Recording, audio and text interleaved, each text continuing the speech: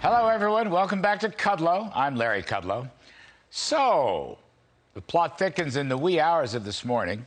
Speaker Nancy Pelosi left the Capitol just after midnight, and when asked about the infrastructure bill, she said, and I quote, "We're not trillions apart." She said that at 12:01 a.m. this morning. And then she said, "There will be a vote today." Well, okay, let's talk about that. First up, I'm not sure what she's talking about. If she meant the $4 trillion plus reckless budget reconciliation bill, well, they are trillions of dollars apart.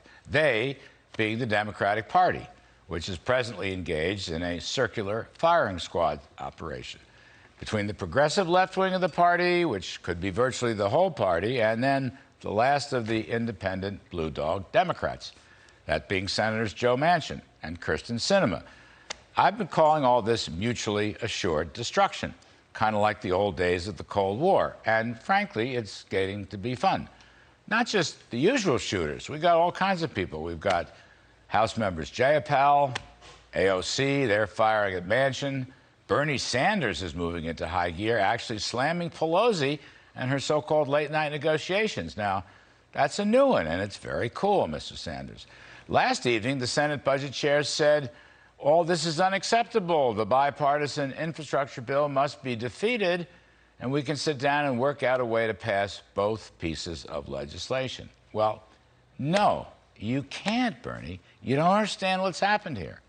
Your reckless budget reconciliation bill is dead, as in Save America, killed the bill. Joe Manchin and Kyrsten Sinema have killed your bill, and they have also killed the House version of your bill. And to Ms. Pelosi's point, you are trillions of dollars apart, and you're going to have to deal with that. Right now, you are in denial. You may be eligible for therapeutic intervention. You may need a 12-step meeting because of your refusal to accept the new reality. I'm just saying.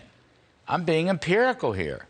Manchin laid down the law yesterday in very clear terms. And in fact, Sinema today has fled to Phoenix, seeking safe haven from all the big government Democratic socialists who are now attacking her. Senator Manchin made it very clear 2 days ago in his bold statement, and of course the leak of his correspondence with Chuck Schumer back in July. Mr. Manchin wants substantially less spending. He's worried about inflation. He will only accept additional entitlement payments with strict income and eligibility limits, coupled with workfare requirements, none of which is in the Bernie Sanders bill. And he wants to chop down at least half or more of the Green New Deal spending, and he wants to preserve fossil fuels, and he also wants, get this, the Federal Reserve to end its quantitative easing. Amen to that. He would raise taxes, but by a much less amount. And then he said he opposes vengeful taxing simply for the sake of spending. Now, Joe Biden, Nancy Pelosi, Chuck Schumer, Bernie Sanders, Pramila Jayapal, Sandy Ocasio-Cortez, they've all got to come out of denial, and they're going to have to deal with this new reality. There isn't going to be any compromise to pass the current versions of infrastructure and the $4 trillion budget. It's not going to happen. Now, Joe Manchin has staked his whole political career on this. Sinema looks rock solid to me. And frankly, I'm waiting for other blue dog Democrats in both the House and the Senate, especially those running for re-election in Trump districts and states, to come out of the woodwork and start supporting Manchin and Sinema. They are the new reality. And as a reminder to Mr. Sanders, who says 2 senators are holding up his bill, it's actually 2 plus 50, which is 52.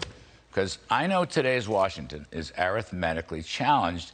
Last night on this show, by the way, Senator Marsha Blackburn suggested there could be a couple of others. A vote today on the old reconciliation bill could be 54-46. Now, this afternoon, President Biden has apparently gone up to Capitol Hill. He's going to try to persuade House Democratic Conference to vote for a $1 trillion infrastructure bill and maybe save some face for his domestic program. Well, that program, along with the catastrophe on the southern border and the catastrophe in Afghanistan, is already dooming his presidency. Ms. Pelosi is 0 for 2 false starts for these infrastructure votes. In tennis, that would be a double fault. But we're working towards the baseball playoffs, so we'll just say 3 strikes and you're out. Kevin McCarthy and the House Republicans are completely opposed to any sort of combined infrastructure and budget reconciliation package. And of course, they are right. So I just say let the therapy continue, or maybe let the therapy begin. There is a new reality in Washington. I rather like it. Save America. Kill the bill. In fact, kill all the bills. That's my rip this evening.